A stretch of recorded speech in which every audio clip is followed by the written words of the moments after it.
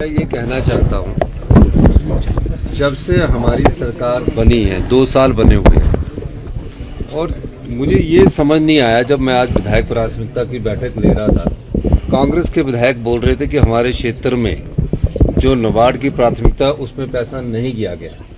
तो मैंने आज लिस्ट देखी और मंत्री मंडल के सदस्य बोल रहे थे कि हमारी जो प्रायोरिटी डीपीआर है वो कहाँ गई है।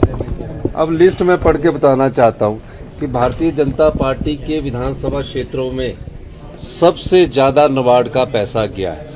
ये मैं नहीं कह रहा, ये तथ्य कह रहे हैं। मैं पढ़ना चाहता हूँ, बताना चाहता हूँ कि ये वॉकआउट जो करते हैं ये सिर्फ राजनीतिक दृष्टिकोण देखकर वॉकआउट करते हैं। जब इन्होंने देखा कि हमारी सारी प्रायोरिटी हमारे क्षेत्र की चली गई है, तो उसके बाद मैं आपको बताना चाहता हूँ कि सबसे ज़्यादा पैसा पिछले 2 साल में और उससे पहले भी जयराम ठाकुर जी के विधानसभा क्षेत्र में दिया गया। नैना देवी में 124 करोड़ रुपया 2 साल में नाबार्ड की सड़कों के लिए दिया गया और उनकी जो लिमिट थी 173 करोड़ रुपया वो पूरी हो चुकी है। 2 साल में कितना दिया? 123 करोड़।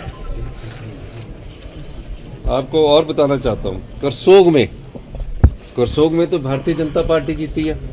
127 करोड़ रुपया हमारे द्वारा दिया गया और उनकी 174 करोड़ रुपए की लिमिट पूरी हो चुकी है।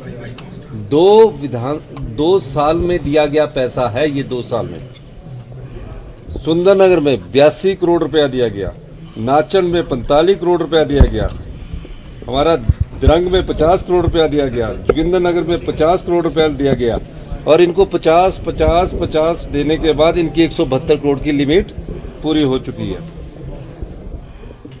धर्मपुर में 38 करोड़ रुपया दिया गया, सिराज में 50 करोड़ रुपया देकर 172 करोड़ से भी ज्यादा दिया गया, क्योंकि 172 करोड़ 44 लाख हुआ। तो हमने सोचा प्रतिपक्ष के नेता है, इनकी इस योजना को भी अप्रूव कर दिया जाए। जब नाबार्ड से वापिस आती है एक लिमिट के बाद, हमने वो भेदभाव नहीं रखा। सरका घाट में 93 करोड़ दिया गया, बल में 60 करोड़ दिया गया, मंडी में जो नील शर्मा जी के विधानसभा क्षेत्र है 73 करोड़ रुपया दिया गया 2 साल में। ये योजनाएं सारी नाबार्ड को रजिस्ट्रेट की गई है और इसमें पैसा दिया गया।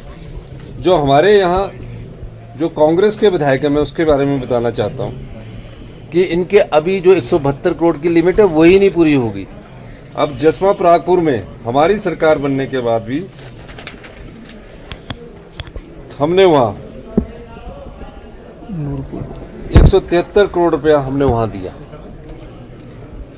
तो ये सारी चीजें हमने जो है योजना के अंतर्गत दी गई। लेकिन भारतीय जनता पार्टी जिस प्रकार वॉकआउट कर रही है, वो अपने अस्तित्व की लड़ाई लड़ रही है। वो राज्यसभा चुनाव सीट जीतने के बाद से थोड़े से असहज हो चुके हैं। वो कोशिश करते रहे, जनता ने उनको चुनकर नहीं भेजा, हमें 34 से 40 सीटों पर पहुंचाया। अब सवाल ये है कि उस चुनाव का नेतृत्व 2 लोग कर रहे थे, एक जयराम ठाकुर जी और एक राजीव बिंदल जी। उन दोनों पर लोग उंगली उठा रहे हैं। विधायक दल में जो भारतीय जनता पार्टी का विधायक दल है, वो जयराम जी ठाकुर जी की बात को सुनता नहीं है। राजीव बिंदल जी को उनके जो सहपाठी है, जो उनके सहयोगी है, वो पूरी जोर शोर से उनको हटाने की कोशिश कर रहे हैं। अब आने वाले समय में कौन इनका राष्ट्रीय अध्यक्ष जी प्रदेश के भारतीय जनता पार्टी के अध्यक्ष को बनाते हैं, उस बारे में तो मैं कोई टिप्पणी नहीं करना चाहता। लेकिन 5 गुटों में भारतीय जनता पार्टी आने वाले समय में अपने अस्तित्व की लड़ाई लड़ रही है। और मैं आपको बताना चाहता हूं कि इनका दृष्टिकोण हमेशा से हिमाचल के हितों के साथ नहीं रहा है। हिमाचल के हितों के साथ ना तो ये खड़े हुए हैं और ना ही हिमाचल के हितों की इन्होंने कोई लड़ाई लड़ी है। हम जो भी लड़ाई लड़ रहे हैं वो आत्मनिर्भर हिमाचल की लड़ रहे हैं और हिमाचल के हितों की लड़ रहे हैं। मेरा ये मानना है कि भारतीय जनता पार्टी को ये सोचना चाहिए कि जब किसी विधानसभा क्षेत्र के बारे में योजना विभाग बैठक करता है तो कम से कम आपको बोलने से तो कोई नहीं रोक सकता।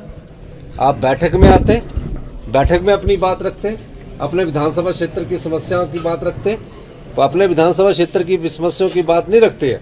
विधानसभा में भी भ्रष्टाचार पर प्रस्ताव लाए, फिर उसके बाद वॉकआउट कर दिए, चर्चा नहीं करते हैं।